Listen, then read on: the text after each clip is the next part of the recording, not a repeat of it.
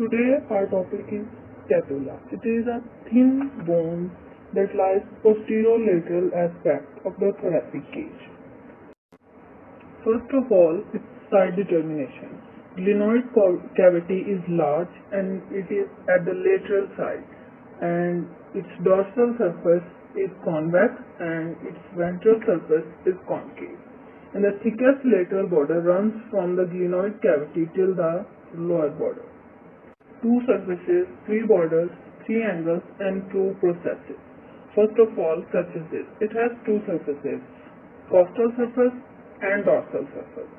Costal surface is concave and dorsal surface is convex. This one is its costal surface. Costal surface, also known as subscapular fossa, is concave and it has three ridges. And the dorsal surface is divided into two parts by the spine of scapula. It is divided into upper shorter part and lower larger part. Upper is known as supraspinous fossa and lower part is known as infraspinous fossa. It has three borders: superior border, lateral border, and medial border. Superior border is the shortest, and near the root of coracoid process it presents suprascapular notch. Medial border is thick and at the upper end it presents infraglenoid tubercle, and the medial border is thin and it extends from the superior angle to the inferior angle. It has three angles: superior angle, inferior angle, and the lateral angle. Lateral angle bears the glenoid fossa or glenoid cavity, and it also has supraglenoid tubercle. And the superior angle, it is covered by trapezius, and inferior angle, it is covered by latissimus dorsi muscle. Scapula has three processes: spinous process, acromion process, and coracoid process. Spinous process. Spinous process is a triangular plate with three borders and two surfaces. It divides the dorsal surface into two parts, spinous and infraspinous fossa. Its posterior border is known as crust of spine, and crust has upper and lower lip. Then is the acromion process.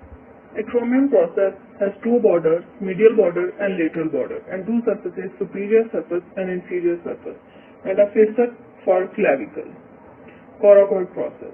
Coracoid process is directed forward and slightly laterally. It is bent finger-like and it is atavistic type of epiphysis. Then we have muscle attachment. First of all, costal surface.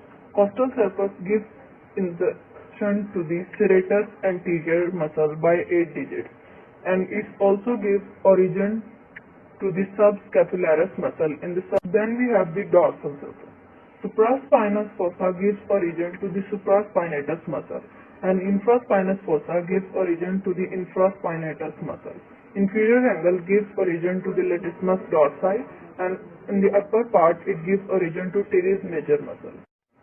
And at the upper aspect it gives origin to the teres minor muscle. And then is the trapezius muscle. It is inserted into the upper border of crust of spine and into the medial border of acromion process spine and from the lateral border of acromion process. Long head of tricep brachii takes origin from the infraglenoid tubercle, and the long head of bicep brachii gets its origin from the supraglenoid tubercle, and its short head gets origin from the coracoid process.